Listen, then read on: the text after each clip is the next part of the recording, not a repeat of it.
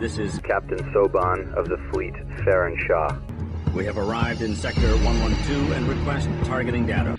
Hello everyone, this is Captain Soban. Welcome aboard the Starship Normal Prize for another episode of Homeworld Wars. So before we start, kind of look down here. As you can see, we have a huge support unit capacity. It's actually above 10,000. It just kind of cuts it off because the number is so big. And thanks to Beast, I kind of looked into how his mod was made, and I was able to make a mod of his mod to drastically increase the amount of support units we have so that we can have massive battles in Homeworld Wars. Now, I could actually modify this even better. Now that I'm thinking about this out loud, I could just set all the units to where they don't require any support modules, but I kind of like to see how many support units this would actually take if we built this in the real game.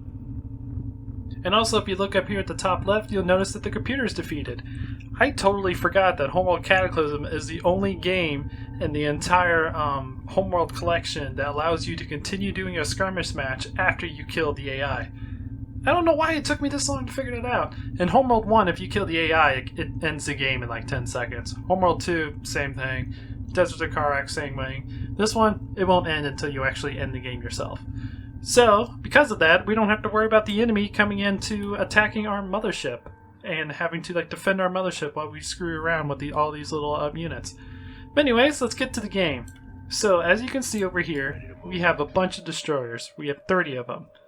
They're in a wall formation. I had to put them in wall formation because there's so many destroyers that they kept colliding with each other, causing issues. And then over here, we have 30 more destroyers. Affirmative. And like 360 sentinels. The main difference between these is every single one of these destroyers are shielded.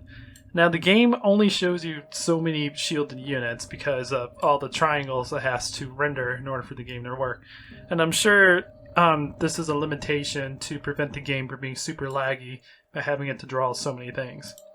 Also, if you guys haven't noticed, this game is now extremely smooth even with this many units on the field because I have the game set to hardware mode thanks to some of you guys that actually suggested me to do that.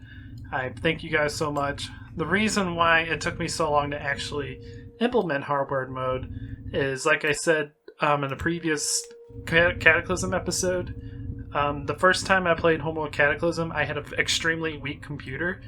It was a computer made in 1997 with Windows Me on it, had a 233 megahertz single core CPU with like a 16 megabyte video card and a Sound Blaster sound card, and it couldn't handle this game. I had to play in software mode in order for the game to work, otherwise it would have been super laggy.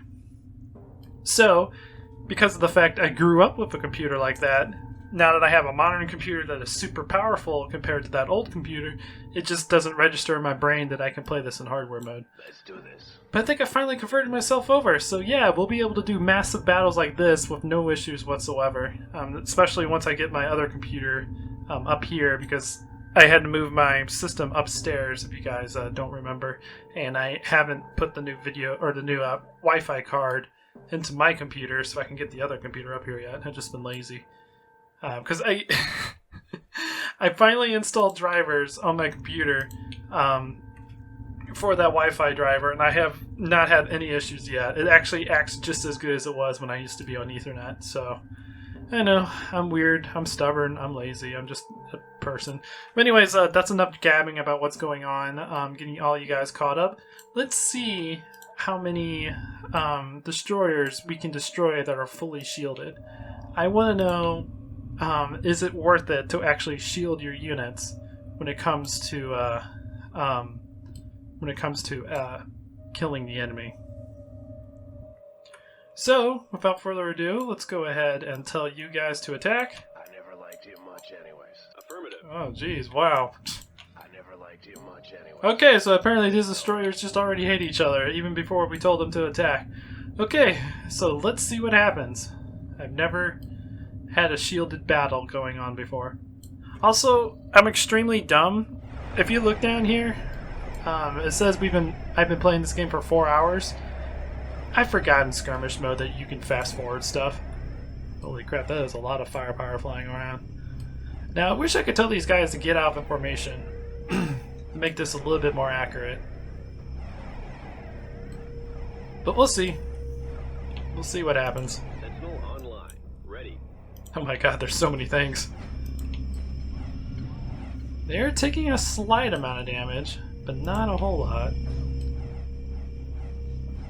And there's so many sound effects that the game is having trouble comprehending at all. Wow. Also, if you notice, some of them have been promoted, which is fine. Before I found out that I could actually continue playing the game without the AI on, the enemy kept throwing heavy cruisers at me because it noticed me building a gigantic army of these guys. Okay, so we're kind of having the same issue that we were having before, and I need to turn that off. Where everyone's launching their ion cannons, right? It looks like it. At least most of them are. Where they're just slowly spinning in circles. I'm on it. I wish I knew the button to cancel formation. Like, well, let's do this real quick while that battle is going on. Let's add you guys in. Command. Formation set. Let's go. There we go. I never liked you Whoop. much anyways. Ready. I might have just told my guys to kill their own sentinels. There we go. Affirmative. And now the other 30, which I can't really select. They shouldn't be moving anymore. Let's do this. So cool. This will be a little bit more accurate of a representation of what's going on.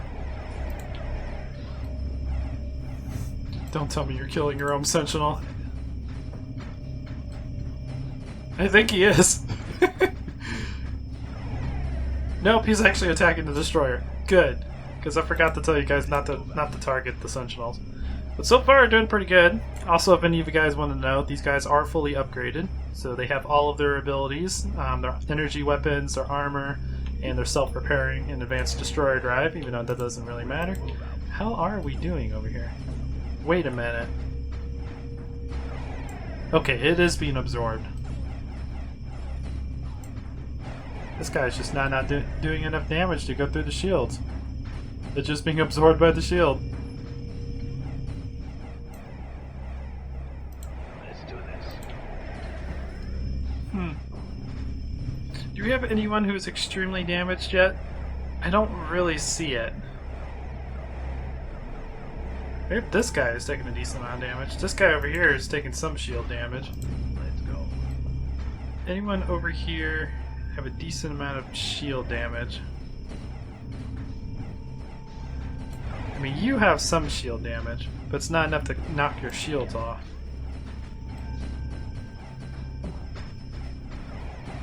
Now, you do have shield stuff that are getting through. I wonder, do the shields not actually work if we're not enemies? But so far, it looks like it's kind of an even matchup. Let's do this.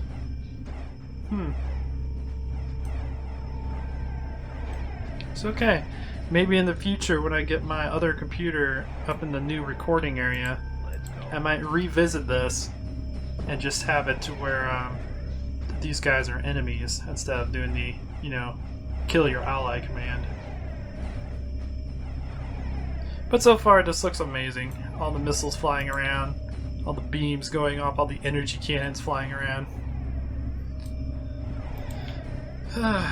And now that I know, or now that I remember that we can fast forward the game, I think next time I do this, we're going to play on a different map, because I usually play on this super large map when I do these recordings, because they're the maps with the largest amount of resources, but I forget that Cataclysm will start spawning, just like Homeworld 1, will start spawning more asteroids once the map gets low, so you don't have to worry too much about that.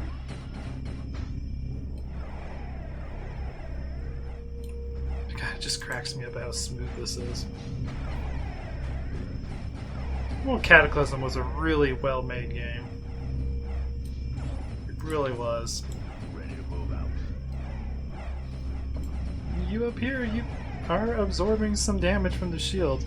Maybe they are absorbing some damage from the shields. It's just that there's so many shields on that it's just not showing the reflections anymore. Maybe it only shows for a certain amount of units. I'm on it. Oop. We have one destroyer here. Who's starting to take a decent amount of damage. We only have one. Oh, we got a second one over here that started to take a decent amount of damage. How are we doing on the other front? You are taking a decent amount of damage. So far, compared to the other one, it doesn't look like these shields are really absorbing a lot of damage. It might be just the fact that there's just so many sentinels over here that it just doesn't know how to calculate this many shield impacts. Yeah, like see, if I move the camera around, you see all the other shields. It only renders so many of them. Which, I guess that would make sense. That would probably be one of the reasons why they limited the amount of sentinels to, or had the sentinel set to 3 on support unit requirement, so you wouldn't build a massive amount of sentinels like this, because the game's just like, I don't know how to comprehend this many attacks. I'm on it. Yep, we got one that's getting close to dying. Any of the ones on the other side? Let's go. In the red? I mean, I think they are absorbing a decent amount of damage. I keep saying that. Let's see, how many of them are in red over here? We only have one in red and one in yellow. Let's go. Where this one, we have the same thing. So yeah, I don't think the shields actually work when it's friendly fire going on. I think they only work when it's enemies attacking them. I might have to try this on a much smaller scale, but I was so excited that I wanted to do a large scale version of Let's this. do this. Yeah, because you're getting close to dying. I'm on it.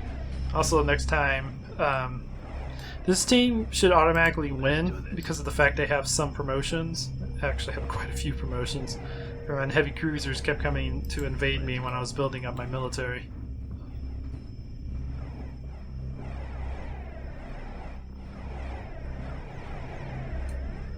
Look at all that firepower going across.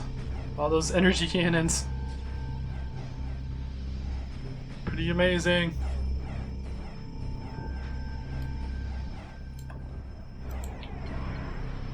Yep, this destroyer is about to die. It's pretty funny to see like most of the destroyers have some sort of damage, except for this one. He's getting hit by like a missile every once in a while. And this one has like no damage, but he's still getting hit by something. Alright, so we got one destroyer dead. Ready to move out. This one's about to lose their destroyer. He's getting close. Getting oh so very close. I'm on it.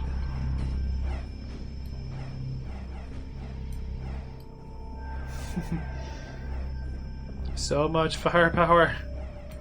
So much exchanging firepower.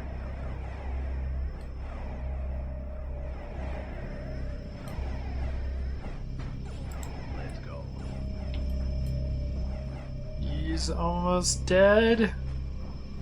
He's so close. I guess some of these guys aren't using their missiles. Alright, all you guys... Alright, don't hit that button. Don't tell 500 people to go aggressive because it crashes the game. But anyways, I'm probably going to go ahead and end that episode there. We pretty much already figured out what was going to happen. The shields weren't really absorbing the amount of units that we thought they would, or that I thought they would. So the other team's going to win by default because some of them are promoted, and they'll just slowly trickle down until there's nothing left.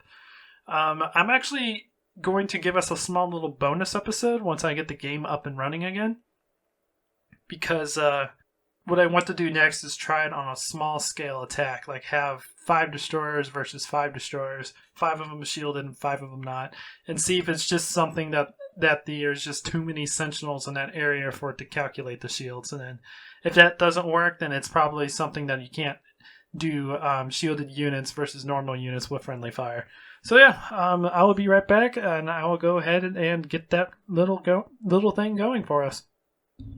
Alrighty, welcome back. Here's the second part of this episode. We are going to do the same thing we did earlier, but on a much smaller scale. We got 5 shielded destroyers over here, and we got 5 normal destroyers over here. I want to see if the shields actually work when the numbers are much smaller. So, you guys, go ahead and attack. I never liked you much anyways. You guys attack as well. I never liked you much anyways. And let's see what happens.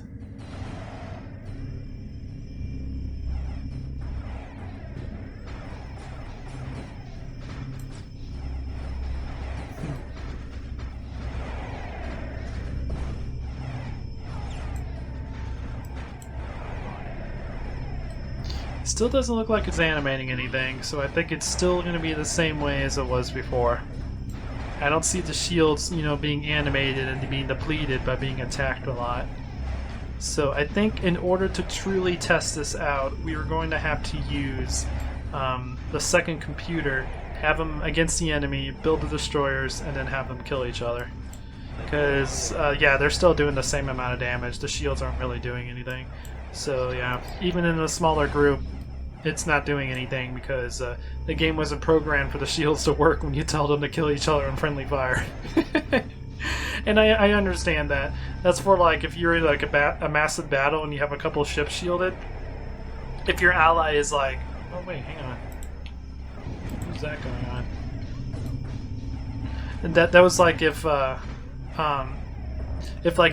you go in a massive battle and you have ships behind yours, they do have a tendency to just shoot at the enemy that's like over here, and then they'll end up hitting the back of the ship because they're like positioned right behind them.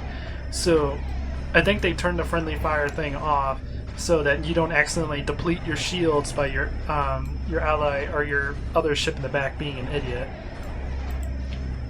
Oh, hello.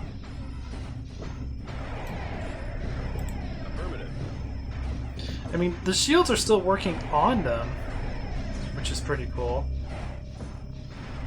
But the shields themselves aren't taking any damage. They have a little bar right here that shows you what their shield strength is, and it's not moving at all. I think they are actually killing the sentinels, though. Yeah, they are. But the sentinels aren't shielding any damage.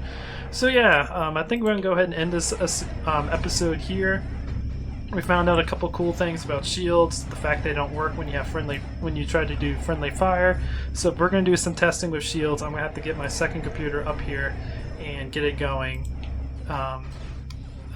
so we can do all that testing. I'm saying the same thing over and over. But anyways, guys, I hope you enjoyed this. Please leave a like if you did. If you like what I do, consider subscribing, and I'll check you guys out in the next video. But until next time, guys, this is Captain Soban signing out.